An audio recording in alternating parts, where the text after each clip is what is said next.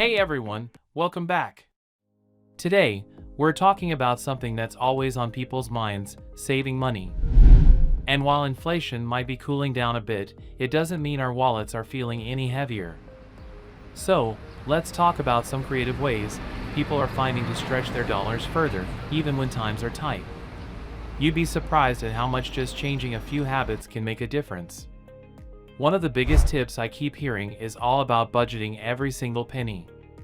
And yeah, I know that sounds like a lot of work, but when you actually track where your money is going, you might notice some small expenses that are adding up.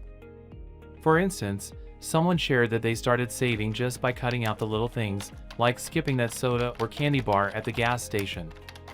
Sounds simple, but over time, those small changes really add up. Another person mentioned they stopped grabbing lunch or coffee out every day, opting to make meals at home. This alone saved them hundreds in just a couple of months. If you think about it, every time you bring your own lunch to work, that's money staying in your pocket. And another idea that keeps coming up? Stop letting lifestyle creep get in the way. You know what I mean, when you start earning more, it's tempting to spend more on stuff you don't actually need. Whether it's going out more often or upgrading to the newest gadgets, those things really eat away at your savings. A great way to combat this is to keep your expenses the same even after a pay raise. One person in the community mentioned that when they got a raise, they didn't adjust their lifestyle, and they were able to put that extra income directly into savings. It's about staying disciplined and not falling into the trap of thinking, "I've got more, so I can spend more." Another really popular tip is automating your savings. I can't stress how much this helps. Several people suggested setting up automatic transfers, so a percentage of your paycheck goes directly into a savings account or even a high-yield savings account before you even get a chance to spend it. It's kind of like paying yourself first. You don't even miss the money because it's out of sight and out of mind.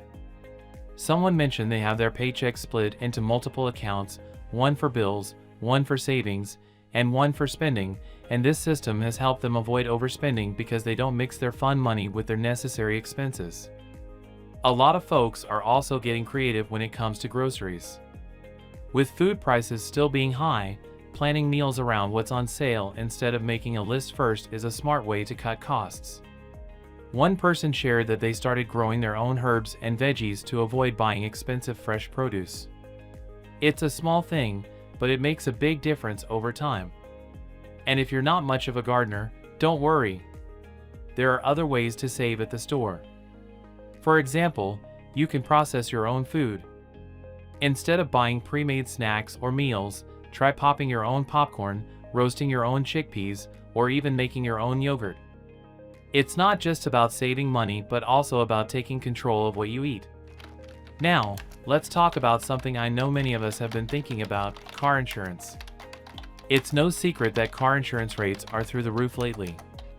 Some people are even taking the risky route of going without it, which I don't recommend.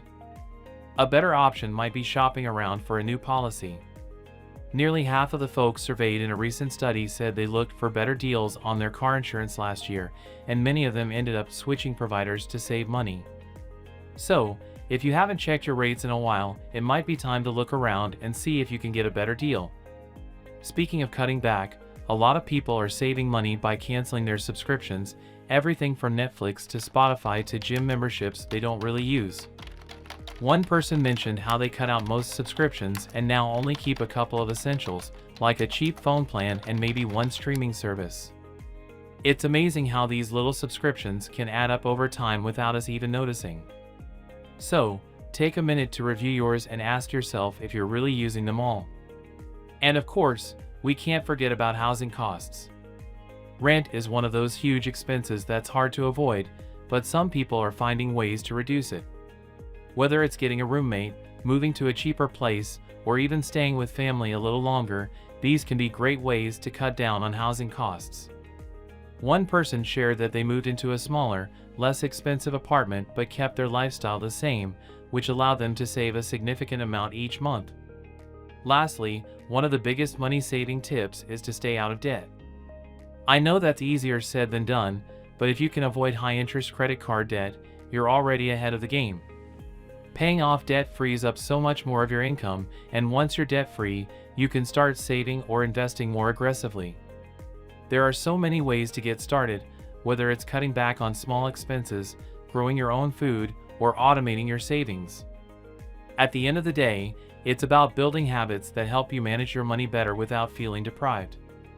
And once you start seeing those savings grow, trust me, it gets easier to keep going. So, what about you? What's been working for you? Let me know in the comments below, and if you've got any other tips, feel free to share them with the community. Thanks for tuning in, and remember, saving money doesn't have to be a struggle, it's all about making small, consistent changes.